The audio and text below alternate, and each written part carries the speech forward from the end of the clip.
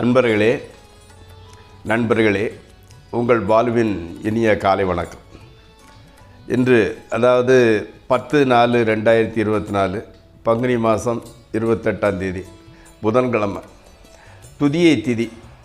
அதே மாதிரி பரணி நட்சத்திரம், ராகு காலம் 12லேருந்து 1:30 வரைக்கும், யமகண்டம் காலையில் 7:30லேருந்து 9 வரை. அதே மாதிரி நல்ல நேரம் 9:30 to 10, 3 to 4. இந்த சந்திராஷ்டமம் கன்னியாராசிக்காரங்களுக்கு போடக்கூடிய நிறம் பச்சை, கூடாதது சிவப்பு, சாப்பிட்றது உருளைக்கிழங்கு, கேபேஜி, காலிஃப்ளவர், இந்த மாதிரி எதனாலும் சாப்பிட்டுக்கலாம். இப்போது நம்ம ஜோதிடத்தை பற்றிய சில குறிப்புகளுக்குள் செல்வோம். அதாவது விருச்சக லக்கணத்தில் பிறந்தவர்களோட கேரக்டரை பற்றி நம்ம பார்த்துக்கிட்டு இருந்தோம். விருச்சக லக்கணத்தில் பிறந்தவங்க எப்படின்னு கேட்டிங்கன்னா, வலுவான அதே சமயத்தில் சீரான உடல் அமைப்பு உடையவங்களாக இருப்பாங்க. அதே மாதிரி நீண்ட கைகள், உயரம் மீடியம் ஹைட்டு தான், கை நீட்டமாக நீண்ட கைகளை உடையவங்களாக இருப்பாங்க. அதே மாதிரி நெற்றி கொஞ்சம் அகலமாக இருந்துக்கிட்டு இருக்கும். அதே மாதிரி அந்த சதைகள் வலுவான சதைகளாக இருந்துக்கிட்டு இருக்கும். அவங்களுக்கு முகம் ஓரளவு நல்ல அழகான முகம்தான். இவங்களுக்கு நல்ல படைப்பாற்றல் கிரியேட்டிவிட்டின்னு சொல்கிறோம் இல்லையா, படைப்பாற்றல் உள்ளவங்க. சட்டுனா கோபம் வந்துடும் அவங்களுக்கு. அதே சமயத்தில் எளிதில் எந்த விஷயத்தையும் கிரகிக்கக்கூடிய ஒரு ஞானம் இருந்துக்கிட்டு இருக்குது. எந்த வேலையை எடுத்துக்கிட்டால் கூட அதை மிகுந்த இன்ட்ரெஸ்டோடு செஞ்சு முடிப்பாங்க, சக்ஸஸ்ஃபுல்லாக செஞ்சு முடிப்பாங்க. தமது கருத்துக்களை வெளிப்படையாக தெளிவாக சொல்லிடுவார். இது நடக்கும், இதுதான் எனக்கு இஷ்டம், இது இந்த மாதிரி தான் நடக்கணும்னு சொல்லிடுவார். எந்த பணியையும் புத்திசாலித்தனமாக செய்யும் திறன் படைத்தவர்.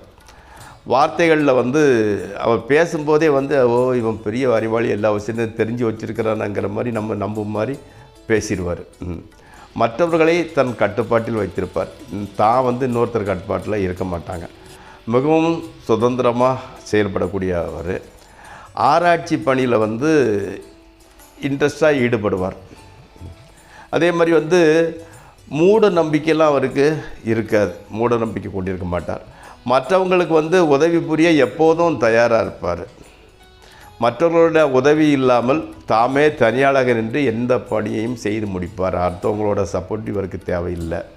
அறிவுடையவர், அதாவது சயின்டிஸ்ட்டு, எதையாவது துப்பறிந்து கண்டுபிடிப்பது, இன்வெஸ்டிகேட்டிவ் ஜேர்னலிசம், மெடிக்கல், இந்த மாதிரி துறைகளில் ஈடுபடக்கூடியவராக இருந்துக்கிட்டு இருப்பார்.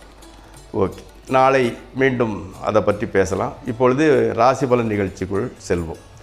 நண்பர்களே, இந்த ராசிபலன் நிகழ்ச்சி உங்களுக்கு பயனுடையதாக இருந்தால் சப்ஸ்கிரைப் செய்யவும், நண்பர்களுடன் பகிர்ந்து கொள்ளவும்.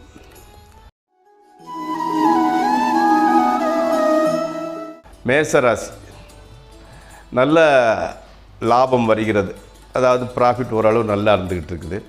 Engineering, electronic, construction, real estate, transport துறையில் உள்ளவங்களுக்கு நல்ல வாய்ப்பு. கடவுள் பக்தி ஜாஸ்தி இருக்கிற நீங்கள் ஓரளவு நேர்மையாகவே நடந்து கொள்கிறீர்கள். ஆமாம், புதிதாக வீடு வாங்கும் யோகம் நன்றாக இருக்கிறது. அடுத்து ரிஷபராசி, தொழில் நல்ல முறையில் நடக்கிறது. நீர் அதிகம் குடிங்க, தண்ணி ஜாஸ்தி குடிங்க. நம்ம முயற்சி திருவினையாக்கும் என்ற சித்தாந்தத்தை மதிக்கும் நீங்கள் இந்த உலகத்திலேயே மிகப்பெரிய அதிர்ஷ்டத்தை அனுபவிக்கப் போகிறீர்கள். மனைவி மூலம் பொருள் வரவு உண்டாகிறது. ஞாபக சக்தி கொஞ்சம் குறைவாக இருந்துக்கிட்டு இருக்குது. அடுத்து மிதுன ராசி, உடலில் சக்தி கொஞ்சம் கம்மியாக இருக்குது. அம்மாவிற்கு கூட உடல்நிலையில் கொஞ்சம் பிரச்சனை தான் இருந்துக்கிட்டு இருக்குது. தொழில் என்னவோ நல்லா தான் நடந்துக்கிட்டு இருக்குது. பணவரவு கூட நல்லா தான் இருக்குது. மனசில் மட்டும்தான் கொஞ்சம் உற்சாகம் கம்மியாக இருந்துக்கிட்டு இருக்குது. அதே மாதிரி கடகராசிக்காரங்க, மனைவியுடன் கருத்து வேறுபாடு. திருமணம் ஆகாதவர்களுக்கு திருமணம் இன்னும் ஏகப்பட்ட தடங்களாகிட்டு சீக்கிரம் முடியவே மாட்டேங்குது. ஜாதகத்தை ஆராய்ந்து பரிகாரம் செய்துக்கோங்க. உத்தியோகத்தில் கூட ஆர்வம் என்ன ஏனோ தானே தான் செய்கிறீங்க. யாருக்காக சம்பாதிக்கணும், யாருக்காக செய்யணுங்கிற மாதிரி மனசில் ஒரு விரக்தி மனப்பான்மை இருக்கிறது. அதனால் மனதைரியம் கூட கொஞ்சம் கம்மியாயிடுச்சு. சிம்மராசி, சிம்மராசிக்காரங்க அவங்களுக்கு எப்படின்னா, அதாவது வந்து திருமணம் ஆகாதவர்களுக்கு சம்மந்தம் இல்லாத, அதாவது சொந்தம் இல்லாமல் பந்தம் இல்லாமல் எந்த ரிலேஷன் இல்லாத வேறு ஊர்லேருந்து வாழ்க்கை துணை கிடைக்கிறது. சம்மந்தம் இல்லாத இடத்துலேருந்து வாழ்க்கை துணை அமைகிறது. பணம் வந்து கொஞ்சம் ஜாஸ்தி செலவு பண்ணுறீங்க, அதுவும் வேண்டாத வழியில் செலவு பண்ணிங்க. குருவினோட அருளால் பிரச்சனைகளிலிருந்து விடுபடுவீர்கள். ஆமாம்.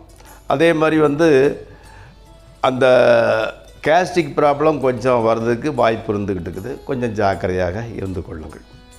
அடுத்து கன்னியா ராசி. நினைப்பெல்லாம் நடந்துக்கிட்டு தான் இருந்துக்கிட்டு இருக்குது. ஆனால் நீண்ட தாமதத்திற்கு பிறகு நடக்குது. கணவன் மனைவியிடையே பெரிய வாக்குவாதம் நடக்கிறது. வழக்கம் போல் நீங்கள் தான் பொறுத்து போகிறீங்க. மனைவி அதிக அளவில் செலவு செய்கிறார். அதை கேட்க போய் தான் இவ்வளோ பிரச்சனையே வந்திருக்கு. பொறுமை பொறுமை பொறுமை பொறுமையே கடைபிடிங்கள். அடுத்து துளாராசி. தொழில் ஓகே, நல்லா தான் நடந்துக்கிட்டு இருக்குது. ஓரளவு அதிர்ஷ்டமான நாளாக தான் இருந்துக்கிட்டு இருக்குது.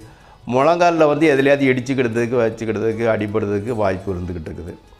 கணவன் மனைவி ரிலேஷன்ஷிப் நல்லா இருந்துக்கிட்டு இருக்குது. புதிய தொழில் ஆரம்பிக்க முயற்சி வெற்றி பெறுகிறது.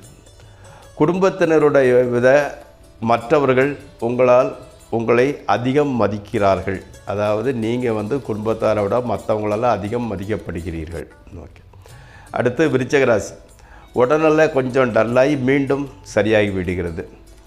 பணச்செலவு தான் கொஞ்சம் ஜாஸ்தியாகிட்டு இருக்குது. குழந்தைகளுக்கு வந்து சின்ன சின்ன பிரச்சனை. அதே மாதிரி வந்து கணவன் மனைவி உறவு மாத்திரம் ரொம்ப நல்லா தான் இருந்துக்கிட்டு இருக்குது. எந்த பிரச்சனையும் கிடையாது. தொழில் கூட ஓகே. அடுத்து தனுசு ராசி. எதிர்பார்த்த முன்னேற்றம் தொழிலில் இல்லை. அதனால் வந்து கொஞ்சம் சோம்பல்தனம் ஜாஸ்தி ஆகிட்டு இருக்குது. வரவும் செலவும் சரியாக போகிறது. ஆமாம். போதுமான எண்ணம் உங்களுக்கு இருந்துக்கிட்டு இருக்குது. அதனால் பெரிய அளவில் வந்து தொழில் மாற்றம் இல்லை. தொண்டை கரகரப்பு வந்து உண்டாகிறதுக்கு உண்டான வாய்ப்பு இருந்துக்கிட்டு இருக்குது. அடுத்து மகர ராசி. வேலை இல்லாத மாதிரி இருக்கிறவங்களுக்கு வந்து வேலை கிடைக்கிது. அதே மாதிரி வந்து அம்மாவின் ஹெல்த் இஷ்யூஸ் பிரச்சனைலாம் தீர்ந்து நல்லா இருக்கிறாங்க. அப்பாவுக்கு வந்து சின்ன சின்ன பிரச்சனை இருந்துக்கிட்டு இருக்குது. நல்ல பிரச்சனைகள் இருந்தால் கூட சும்மா மருந்துக்கிருந்து சாப்பிட்றாங்க, சரியாயிடுது. பயப்படுறதுக்கு ஒன்றும் கிடையாது. மனசு வந்து ஓரளவு உற்சாகமாகவே இருக்கிறது. உத்தியோகத்துலேயும் நல்ல பேர் இருக்குது. நல்ல ப்ராக்ரஸ் இருந்துக்கிட்டு இருக்குது. அடுத்து கும்பராசி. வேலை செய்கிற கம்பெனியை விட வேண்டிய கம்பெனியை, அதாவது வந்து ஒரு இடத்துல பெர்மனெண்ட்டாக வேலை பார்த்துக்கிட்டு இருக்கிறீங்க, அந்த கம்பெனியை விட்டுவிட வேண்டிய சூழ்நிலையும் வருது. அல்லது வந்து ரொம்ப வருஷமாக இருக்கும் வந்து ஏரியா விட்டுட்டு வேறு இடத்துக்கு போக வேண்டிய சூழ்நிலை, அந்த பிரிவுகள் வந்து வருது. வரவு மொத்தத்தையும் செலவழித்துடுங்க. அதிர்ஷ்டத்திற்கும் உங்களுக்கும் நீண்ட தூரம்னு நினைக்கிறீங்க. நமக்கும் அதிர்ஷ்டத்துக்கும் சம்மந்தம் இல்லைடா, ரொம்ப தூரம் இருக்குதுங்கிற மாதிரி நினைக்கிறீங்க. ஆனால் வீடு, வாகனம், தொழில், வாழ்க்கை துணை எல்லாமே வந்து உங்களுக்கு நல்லதுபடி தான் கிடச்சிருக்குது. ஆனால் உங்கள் மனசில் வந்து அப்படி நினைக்கிறீங்க. அடுத்து மீன ராசி. செலவு வந்து ஜாஸ்தியாகிட்டு இருக்குது. வீட்டில் வந்து நெகட்டிவ் எனர்ஜி இருக்குது போல் ஒரு ஃபீலிங் இருந்துக்கிட்டு இருக்குது. புதிதாக வந்து ஆரம்பித்த தொழில் வந்து சுமாராகவே தான் போகுது. மனோதைரியம் ஜெயிப்போங்கிறது தான் உங்களுக்கு ஒரு இன்ட்யூஷன் இருந்துக்கிட்டு இருக்குது. பேச்சு சாமர்த்தியம் அதிகம், எதையும் சமாளிச்சிருந்தீங்க. உத்தியோகம் செய்பவர்களுக்கு ப்ரமோஷனை கண்டிப்பாக எதிர்பார்க்கலாம். ஓகே நண்பர்களே, இத்துடன் 12 ராசி பலன் நிகழ்ச்சி நிறைவுறுகிறது. நாளை மீண்டும் சந்திப்போம். அன்புடன் உங்கள் பாலு.